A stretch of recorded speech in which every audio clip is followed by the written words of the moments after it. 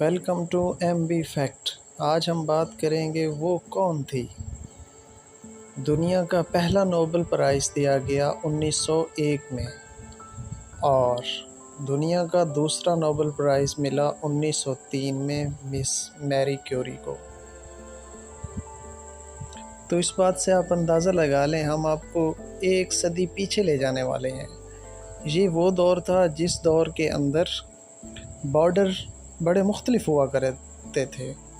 تب بڑی بڑی امپائرز ہوا کرتی تھی جیسے آٹمن امپائر اور رشین امپائر، اور تب پولینڈ بھی رشیا کا حصہ تھا، اور ان دنوں رشیا کی جنگ چلی ہوئی تھی۔ اور اسی جنگ کے دوران نومبر 1867 میں ایک پولش فیملی کے اندر ایک بچی کی پیدائش ہوتی ہے جس کا نام رکھا گیا ماریا مکلودوسکا، اور گھر والے اسے پیار سے مانیا بلانے لگے۔ مانیا کے 4 بہن بھائی اور بھی تھے۔ مانیا کے ماں باپ ٹیچر تھے۔ ٹیچر کے ساتھ ساتھ وہ دونوں سچے حب الوطن اور دیش بھکت بھی تھے۔ پولش ہی ان کی مادری زبان تھی اور رشیا سے آزادی ہی ان کا سپنا تھا، لیکن جو روسی قابض تھے وہ ان پر اور ان جیسوں پر نظر رکھتے تھے۔ سکولوں میں پولینڈ کی تاریخ پر کچھ پڑھانا تو دور، بلکہ پولش زبان بولنے پر بھی پابندی تھی۔ اگر کوئی بچہ کہیں پر پولش زبان بولتے ہوئے پکڑا جاتا تو اس کے ساتھ اس کے پورے خاندان کو سزا ملتی۔ اسی سوچ کی وجہ سے مانیا کے والد کو اپنی نوکری کھونی پڑی۔ 5 بچوں کو سنبھالنا تھا، اس لیے ان کی ماں نے پہلے ہی نوکری چھوڑ دی تھی، تو اب گھر چلانا خاصا مشکل ہو گیا تھا۔ تھوڑا بہت خرچہ نکلتا رہے، اس کے لیے انہوں نے گھر کا ایک حصہ کرائے پر دے دیا۔ لیکن وقت جب برا چلتا ہے تو سب کچھ خراب ہونے لگتا ہے۔ اس طرح ان کی ایک بہن بیمار ہوئی اور وہ 15 سال کی عمر میں اس کی موت ہو گئی، اور اس کے 3 سال بعد اس کی ماں کو ٹی بی ہوا اور وہ بھی اپنی جان سے چلی گئی۔ اب خاندان میں بتے 4 لوگ: مانیا کے والد، اس کا بھائی جوزف اور 2 بہنیں ہلینا اور برونیا۔ اور جس وقت ماں گزری اس وقت مانیا کی عمر صرف 10 سال تھی۔ ماں اور بہن کی موت کا اسے دھکا تو بہت لگا، مگر اس نے کبھی یہ زہر نہ ہونے دیا۔ وہ خوب لگن سے پڑھتی اور ہر بار سکول میں ٹاپ آتی، اور اس کے والد اس کو گھر میں کلاسیکل لٹریچر بھی پڑھاتے اور ساتھ ساتھ فزکس کے ایکسپیریمنٹ بھی کراتے۔ دراصل روسی قابض لوگوں نے پولش کورسز میں سے لیب کے ایکسپیریمنٹ کو بالکل ہٹا دیا تھا۔ اس کے والد میتھ اور فزکس کے ٹیچر تھے۔ جب وہ نوکری سے فارغ ہوئے تو وہ اپیریٹکس گھر ہی لے آئے، اور گھر میں بچے کھیل کھیل میں وہ سب کچھ کر جاتے جس کی سکول میں اجازت ہی نہیں تھی۔ صرف مانیا ہی نہیں، 4 بہن بھائی پڑھائی لکھائی میں ایک دم اول۔ سکول کی پڑھائی کے بعد بھائی کو مل گیا وارسو کے میڈیکل کالج میں داخلہ۔ جانا تو بہنیں بھی چاہتی تھی، مگر وہاں پہ لڑکیوں کو داخلہ ملنا بند تھا۔ تو ایک بہن برونیا نے پیرس کے میڈیکل کالج میں داخلہ لے لیا، اور ہیلینا چل پڑی ماں کے رستے پر، ٹیچر بن گئی، اور وہ پولینڈ کی مانی جانی ایجوکیشنل ایکٹیوسٹ بنی۔ اور مانیا کے ساتھ یہ ہوا کہ سکول کی پڑھائی ختم ہوتے ہوتے اس کی طبیعت خراب ہو گئی۔ ڈاکٹروں کو سمجھ نہ آئے کہ اسے ہوا کیا ہے۔ ڈاکٹر نے کہا کہ یہ سکول سے ایگزام دے کے تھک گئی ہے، بچی تھوڑا آرام کرے گی، موسم بدلے گا، ہوا بدلے گی تو یہ ٹھیک ہو جائے گی۔ اور یہ بات ہے 1883 کی، اور تب تک ڈپریشن اور نروس بریک ڈاؤن کے الفاظ استعمال نہیں ہوتے تھے۔ لیکن 15 سال کی یہ بچی ڈپریشن سے گزر رہی تھی۔ والد نے ان دنوں اسے اس کے کزنز کے گاؤں میں بھیج دیا اور کہا کہ وہاں جاؤ، خوب کھیلو کودو اور کیریئر کی فکر بالکل مت کرو۔ اور یقین مانیے یہ اس لڑکی کا پہلا اور آخری سال تھا جس سال اس نے پڑھائی نہیں کی، کیونکہ اس سال کے بعد اس کی پوری زندگی بدل جانے والی تھی۔ بہن بھائیوں میں مانیہ کے سب سے زیادہ برونیا کے ساتھ بنتی تھی۔ یہی وجہ ہے کہ جب برونیا نے پیرس میں داخلہ لیا تو اس کا ٹوٹل خرچہ مانیہ اٹھاتی تھی، اس کے باوجود کہ وہ چھوٹی تھی۔ اس کے لیے وہ ٹیوشن پڑھاتی تھی اور کوشش کرتی تھی کہ امیر سے امیر بچوں کو ٹیوشن پڑھایا جائے تاکہ اس سے اچھا پیسہ آئے، لیکن ٹیوشن سے میڈیکل کالج کا خرچ کہاں پورا ہونے والا تھا۔ تو مانیہ نے گورننس کی نوکری کر لی اور وارسو سے تقریباً 150 کلومیٹر دور مانیہ ایک امیر گھرانے میں نوکری کرنے لگی۔ وہاں وہ ان کے بچوں کو بھی پڑھاتی اور فارغ ٹائم میں غریب بچوں کو پڑھاتی اور انہیں مفت تعلیم دیتی۔ مانیہ نے اپنی بہن سے وعدہ کیا تھا کہ ابھی تم خرچے کی فکر کیے بغیر اپنی پڑھائی مکمل کرو، مگر جب تم ڈاکٹر بن جاؤ تو تب میری پڑھائی کا خرچہ تم اٹھانا۔ مگر جب تک بہن کی پڑھائی پوری ہوتی تو مانیہ بھی تو پڑھائی لکھائی کے بغیر نہیں رہ سکتی تھی۔ تو مانیہ نے فلوٹین یونیورسٹی میں داخلہ لیا۔ یہ صرف نام کی یونیورسٹی تھی اور انڈر کور یہ ایک گروپ تھا جو روسی سرکار کی نظروں سے بچ کر چھپ کر آپس میں ملتا تھا۔ اس میں پولش بچے ہوتے تھے اور وہ یہاں پہ وہ سب کچھ پڑھتے تھے جو روسی سرکار انہیں روکتی تھی، لیکن پرمیشن تو اس بات کی بھی نہیں تھی کہ بچوں کو مفت پڑھایا جائے، لیکن وہ ایسا کرتی تھی۔ جن کے ہاں نوکری کرتی تھی وہاں ان کی فیکٹری کے ایک کیمیکل والے سے وہ کیمسٹری پڑھتی تھی۔ اجازت تو اس بات کی بھی نہیں تھی۔ پڑھائی سے اتنا پیار بھی تو تھا۔ اسکول کی تعلیم کے پورے 8 سال بعد مانیہ یونیورسٹی آف پیرس میں ایڈمیشن لینے میں کامیاب ہوئی۔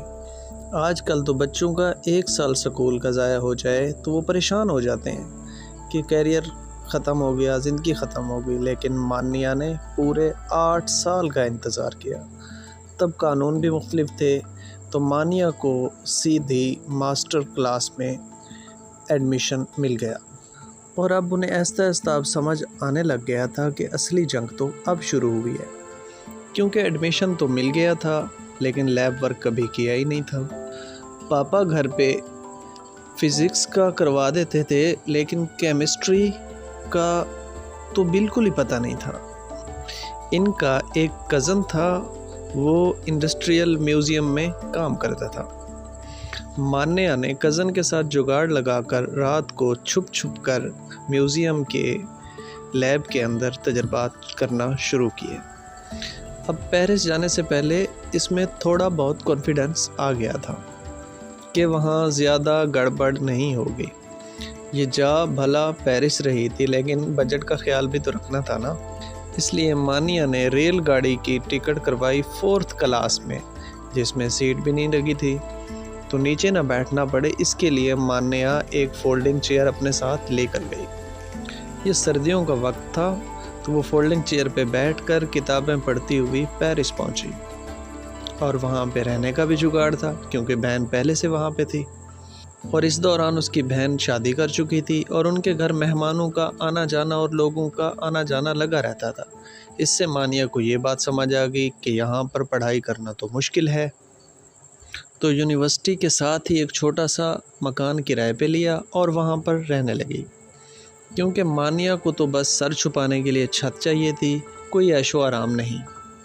سردیوں میں تو اتنا کمرہ ٹھنڈا ہو جاتا تھا کہ اس کے پاس جتنے بھی سویٹر تھے وہ ایک کے اوپر ایک چڑھا لیتی تھی، اور رات کو نل میں پانی بھی جم جاتا تھا۔ یہاں پہ زندگی گزارنا مشکل تھا، لیکن مانیہ کو پہلی بار آزادی کا احساس ہو رہا تھا۔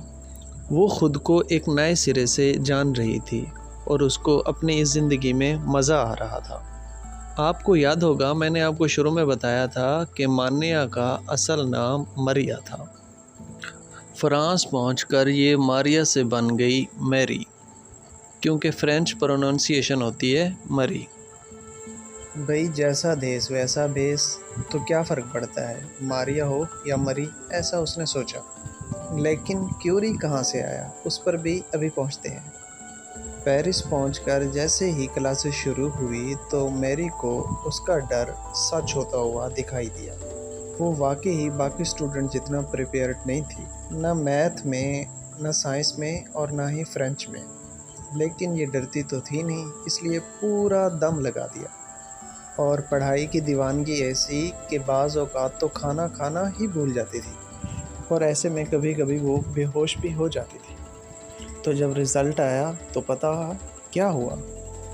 मैरी को मिली मास्टर फिज़िक्स में पहली पोजीशन। तो इन्होंने सोचा कि उन्हें एक और मास्टर की जाए, और वो उन्होंने की मैथ में। इस साल भी उन्होंने बहुत मेहनत की, लेकिन इस साल वो अव्वल नहीं आई, बल्कि उसको दूसरी पोजीशन मिली। मेरी की मेहनत को देखते हुए उसको स्कॉलरशिप दी गई, और अब सिर्फ वो स्कॉलरशिप के साथ क्या करती, एक्सपेरिमेंट के लिए लैब की ज़रूरत थी, और वो खुद से तो लैब सेटअप कर नहीं सकती थी, तो इधर उधर से पूछना शुरू किया। तो उसे किसी ने बताया पियर क्यूरी का, बताया कि वो पेरिस के स्कूल म्यूनिसिपल इंडस्ट्रियल फ़िज़िक्स और केमिस्ट्री का चीफ़ लैब है, शायद वो तुम्हारी मदद कर सकता है। तो मैरी ने उनसे मुलाकात की, तो उन्हें क्या पता था कि साहब तो बस नाम के ही लैब चीफ़ हैं, क्योंकि अपनी रिसर्च करने के लिए उनके पास लैब खुद ही नहीं है। खुद ही मौसूफ जनाब अपनी पीएचडी पूरी नहीं कर पा रहे हैं बहुत अरसे से। बियर की उम्र 35 साल थी, और वो मैरी से तकरीबन 8 साल बड़े थे। लेकिन बियर में मैरी को एक दोस्त मिला, जिससे वो बातें करती, अपने दुख सुख शेयर करती, साइंस की बातें भी करती, पॉलिटिक्स की भी। वो दोनों एक जैसे थे, रिसर्च के लिए पागल।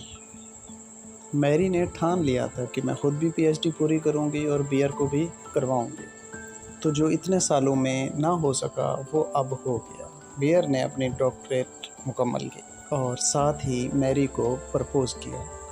वो भी पता है कैसे? उन्होंने पूछा कि क्या तुम रिसर्च करते हुए मेरे साथ पूरी ज़िंदगी गुजारना चाहती हो? मैरी के लिए ये फ़ैसला मुश्किल था, इसलिए नहीं कि वो रिसर्च नहीं करना चाहती थी, बल्कि इसलिए कि उसको अपने दिल से पोलैंड की आज़ादी का ख्याल निकालना था। क्योंकि बियर फ्रेंच था, उनके साथ शादी के लिए यही मतलब था कि पोलैंड को मुकम्मल तौर पर छोड़ना और पेरिस में आबाद होना। और बियर भी ये बात अच्छी तरह जानते थे। मैं आपको उनका एक लव लेटर पढ़कर सुनाता हूँ।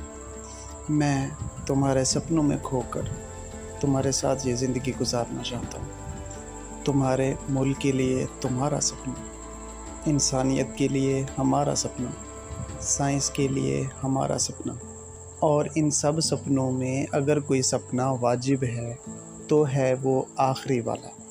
मैं बस इतना कहना चाहता हूँ कि हम दुनिया को, माशरे को नहीं बदल सकते।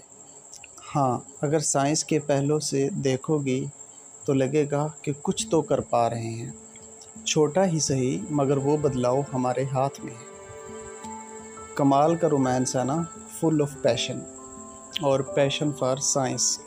फिर इस जोड़े ने शादी कर ली, और बिल्कुल सीधी शादी, क्योंकि पैसा इनको बचाना था लैब के लिए। शादी में अय्याशी के लिए उनके पास पैसा नहीं था। हत्ता कि मैरी ने शादी के ऊपर जो गाउन पहना था वो भी नीले रंग का वो था जिसके साथ वो लैब में एक्सपेरिमेंट करती थी। और ना ही इन दोनों ने एक दूसरे को शादी की अंगूठियां पहनाई, दस्तखत किए, बस हो गई शादी। और मारिया स्क्लोवोदोस्का बन गई मैडम मैरी